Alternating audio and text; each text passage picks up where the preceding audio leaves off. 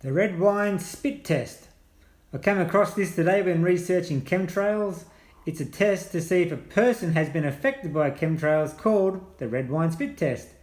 The test indicates if foreign pathogenic organisms are in the body. These organisms, which are fungal parasites and nanotech fibres, if present, will be leached out through the gums. They are said to get into the body via aerosol vectors known as chemtrails. The test procedure: brush your teeth, rinse your mouth out with water thoroughly, mix 10 ml of the red wine with 5 ml or 3 ml of hydrogen peroxide, which is here.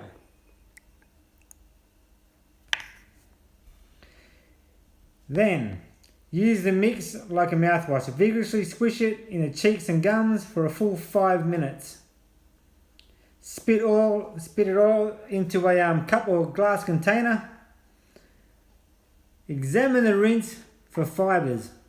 They will apparently look like wet chewing tobacco. If you have the fibres, you have been infected by nanotech pathogens via chemtrails, or courtesy of our governments.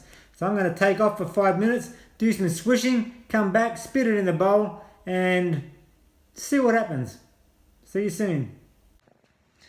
I'm now looking through the bottom of the bowl that I spat in, or the liquid, and I don't know if you can see, but it does look like there's been chewed tobacco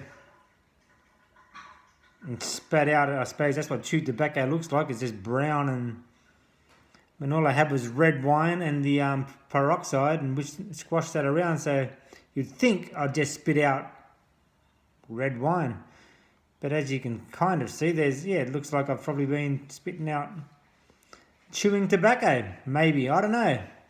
Interesting, I'll have to look into it more. I can't guarantee that this is true or whatever, but it's definitely interesting. I have been under chemtrails. I think a lot of us have, we just don't know it. I'm aware they have been spraying chemtrails, and I know they have sprayed it where I've been. So anyway, there's the old chewed tobacco. I suppose it does look like that. How often I've got to actually do this swish test to spit that out and to get the nanofibers out of me, who knows? But it's interesting, something you can look into, something I'm going to continue to look into to find out more about it.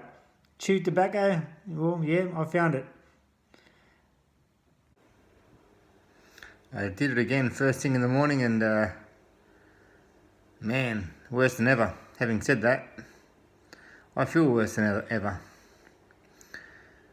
But I feel as in I'm dealing with an autoimmune disorder, so that's why I've got into this, trying to work out why the hell I've got an autoimmune disorder and all my fingers are fat and toes are fat and every joint in the body hurts. And yeah, first thing in the morning I did this spit test again, and man, look at it. I don't know if there's fibres. I'm showing you from the bottom of the cup here, because on the top it's just all white foam, you can't see through it. And when I sift it through it with a stick, you can't actually pick anything up. But the old chewed tobacco, it's very hard to see if there's actual fibres you can pick up. But not eating for about 12 hours, I suppose, and giving the rinse. Nah, man, it doesn't look good. But it looks better in there than in my body. So how often do I got to do this to get all this crap out? If it's all true that these are chemtrail fibres, which probably creates the Morgellons autoimmune disorder. The doctors tested me for lots of different disorders, and they could never find anything. Not that I take any of their medications anyway. Just was curious what I was dealing with, but it's an autoimmune disorder I'm dealing with either way. But maybe chemtrails have kicked my ass and it's my turn now to kick their ass. We'll see.